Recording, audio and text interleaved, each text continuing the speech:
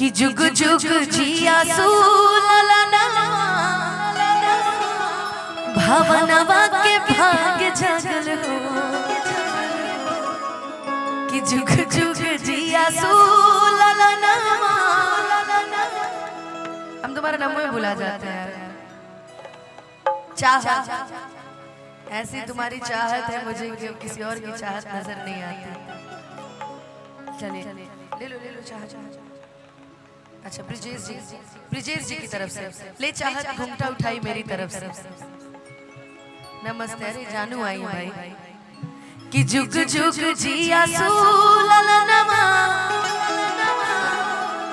भवनवा के भाग जागल हो।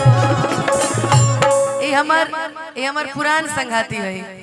ये आज के ना बहुत हमार पुरान संगाती है बचपन के। जब हमने के स्ट्रगल करत रही तब हमने के जागरण अग्रण मंच पे मिलत रहे तई दुर्गा जी के रोल करत रही। कबो कबो पार्वती जी बन जाए। अच्छा इन लोग का अजब अजब रोल था, कभी दुर्गा कभी काली कभी राधा कभी पार्वती, कबो कबो हनुमानो जी के रोल कर दे ही। यो होत रहे ना, देख झूठ मत बोल। हनुमानो जी के रोल एक मिल जाए कबो कबो कि दे अगर दहले बड़े भगवान जी तो हनुमाने बन जो। पर बहुत अच्छी है, बहुत अच्छी नृत्यांगना है, बहुत अच्छी एक्ट्रेस है। तो मैं चाहूंगी इन सभी के लिए एक बार जोरदार ताली आप सभी बजा दीजिए।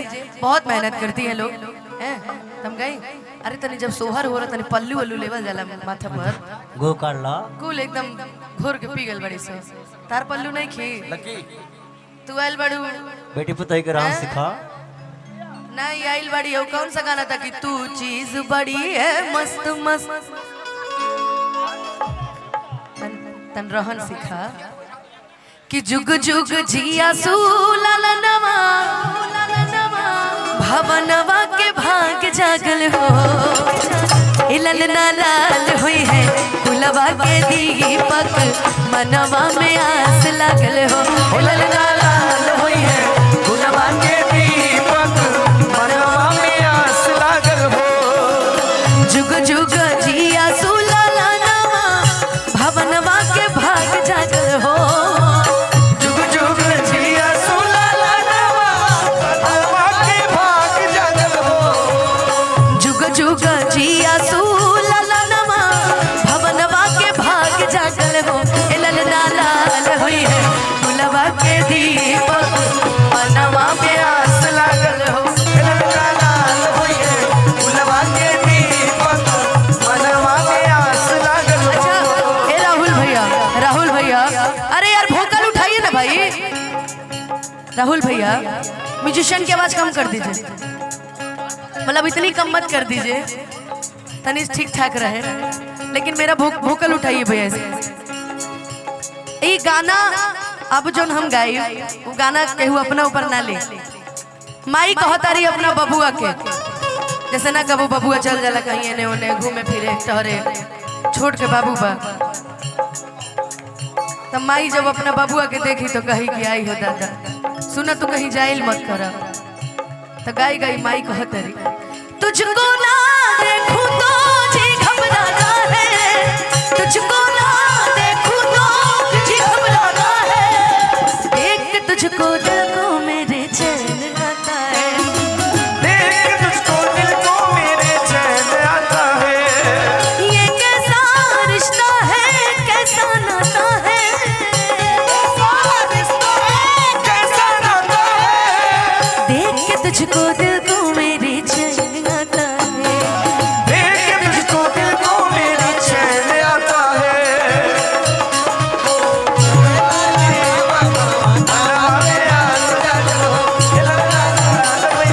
गुलवा के दीपक मनवा में आस लागल हो।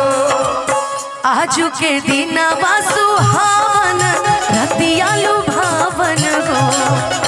आजू के दिनवा सुहावन रतिया लुभावन हो। आजू के दिनवा सुहावन रतिया लुभावन हो। ललना दुबारा बजला बधैया ललवा उठे सोहर हो। ललना दुबारा बजला बधैया ललवा होके जब से तुम्हें देखा दिल को कहीं आराम नहीं।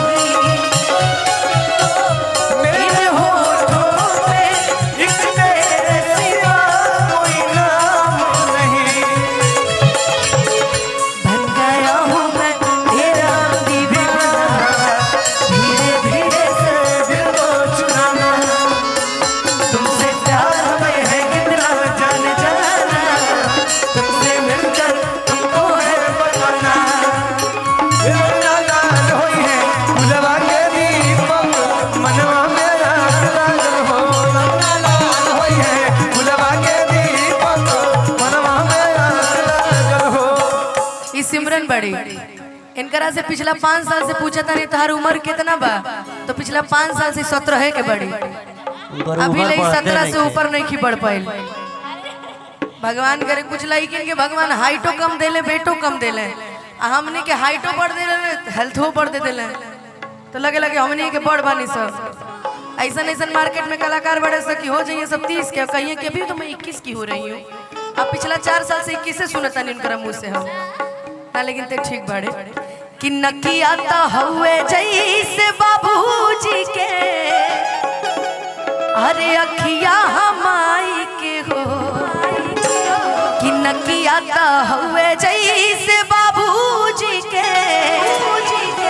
अरे अखिया हमाई के हो ललना मुहावा शनवा सुरूज हवा सगरो जोर भइले हो ललना मुहावा शनवा सुरूज हवा सगरो जोर भइले हो। बहुत बहुत धन्यवाद डीके भैया।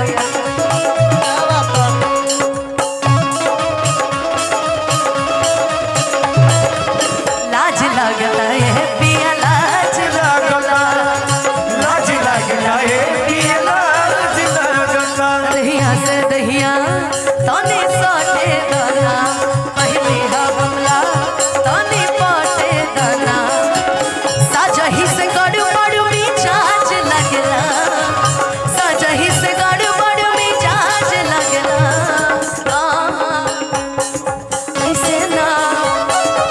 ऐसे ना करी बल जोड़ी हटी होने भैया छोड़ी लाज लगता है पिया लाज लगता लाज लगता है पिया लाज लगता